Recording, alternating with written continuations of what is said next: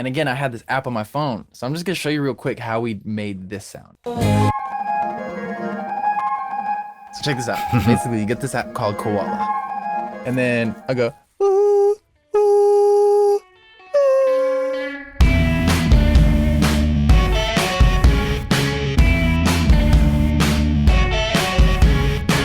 This episode is being supported by Tape It. If you currently use voice notes to record your ideas, you should try Tape It instead. But yeah, I got this is the demo. This was the very first version of me singing the melody. I haven't heard this in years. Top sorry. 1, 2. Wow. I haven't. I was down and out and down like a rain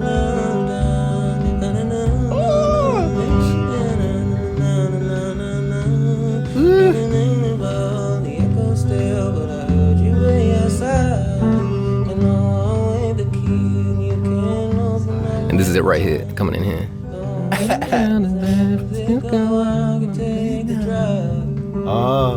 Come on.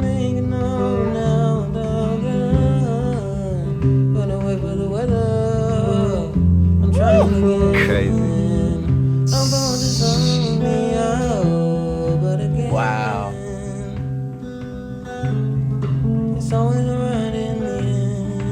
It does go there. Oh, crap. I don't remember that.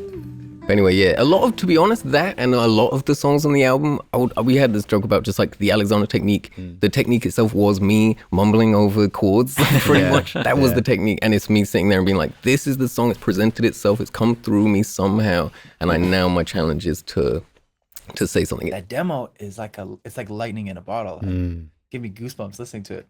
I mean, one interesting thing to touch in on before we go into the recording is like when we were all sitting around and like writing the chords, I was always into this kind of writing of like getting the whole arrangement of a song before going in, but maybe I kind of started making music off my computer, so I wasn't really hip to like that wasn't my strong suit.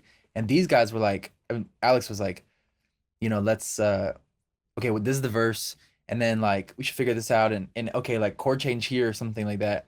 And a lot of like the changes were like, it's all rooted around the same movements, but every time, so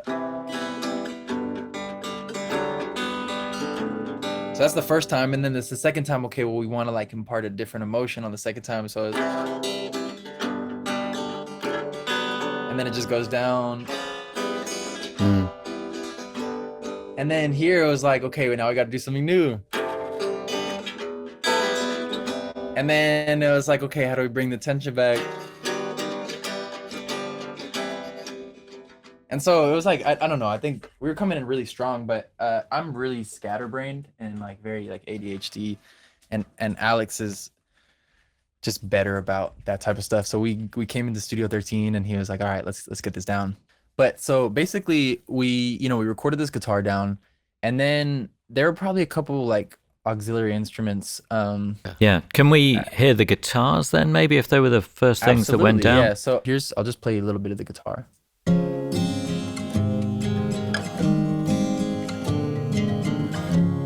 Are we hearing anything? Yeah. I was down and out in San Fernando. I could take the drive. So that's got the vocal. Would that have been recorded at the same time? Or? No, that's the demo vocal. Oh, right, okay. Freestyle. Yeah, that was also another thing. So you have like the original demo, and then it's like me going off of the original chords, which is like it's like midway between like the beginning and the end. It's like a middle mumble. Yeah.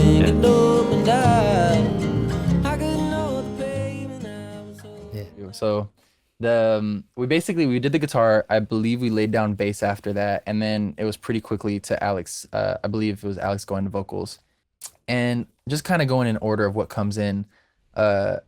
Next up, we have this bass clarinet, which is courtesy of our beloved and most beautiful, talented friend Michael Underwood.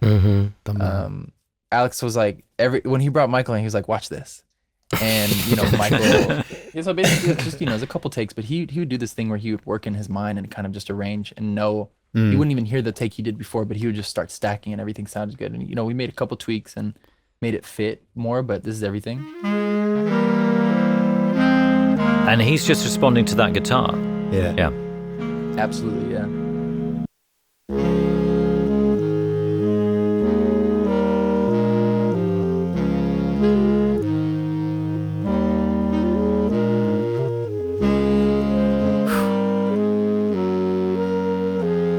but he remembers everything. Yeah. Sorry, Jim. Sorry, he remembers, like, he'll do something and you'll be like, and then Alex will be like, oh, could you double that? Or like, and the take he did just before might have some weird like trills or something, and he'll just do it again. And you'll be like, the fact that he remembered that, or he'll harmonize it in the same way with the same inflections. And it's, yeah, as Teo said, he just arranges everything in his mind. He just goes, you'll just be like, another harmony, or like, so, he's so responsive and so, and so creative as well. It's like he's one of the most amazing players that I've been able to work with. Let's go a bit forward. So here's this sound. At the time, I had downloaded this app on my phone called Keezy. And Keezy was like similar to this app called Koala, which you guys probably know. It's just like a, pocket sampler. So this, the next thing that comes in is this. Which in context, it's just something that, it's just building the track up. I'm wanting to die. I didn't like what I was seeing, but I was open wide. So when we get to this section right here, once the chorus hits,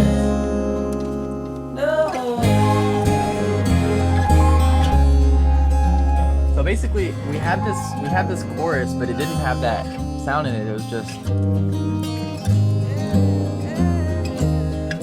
It was basically just the guitar and these vocals, and there was like, we're like, what do we do? And again, I had this app on my phone, so I'm just gonna show you real quick how we made this sound, which is like one of my favorite parts of the whole thing. Okay,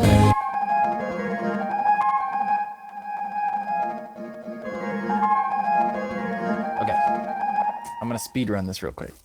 Check this out. Basically, you get this app called Koala, and then I go, ooh, ooh, ooh, ooh, ooh, ooh, ooh, ooh, ooh, and then you just put it on one shot so it plays out. I used a different app, but this is the modern day equivalent. Keezy, the app is listening, please bring it back. And basically we just played it through an aux chord, probably pitched it up and just did like this. And then that became this. Wow. Which is like a crazy thing. Okay, so This episode is being supported by our good friends at Tape It, the iPhone app made specifically for musicians. If you, like many of our guests, use voice memos, then as far as we're concerned, switching to Tape It is an obvious choice. It's free, and there are a load of features you won't find on Apple's Voice Memos app, including the ability to record straight from your lock screen, set markers, add notes, include photos of settings, and you can easily import your old voice notes, sync to the cloud, and create shared playlists with co-writers and bandmates. So head to the link below to install the app now. And if you want even more, check out Tape It Pro and use the promo code TAPENOTES to receive a whopping 50% off. And now, back to the episode.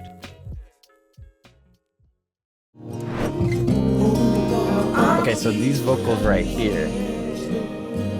Jim and I had gone upstairs to work on this other section of the song, which we'll get to. And we came back down, and Alex had done this thing with Chloe Kramer, who was engineering at the time.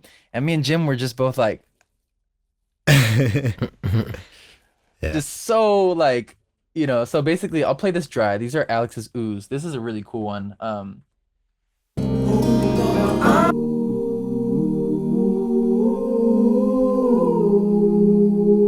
And at the time we were doing a lot, we were using Melodyne as kind of like an EQ informant shift. So like, Alex did that and we were like, okay, like how can we make that just something fresh? Like, put everything into polyphonic Melodyne and form and shift it down. But just with, we put some effects on it, some crystallizer, just to give it this like, this little thing. Everything started coming together. Now I'm a piece of candy, but I can't.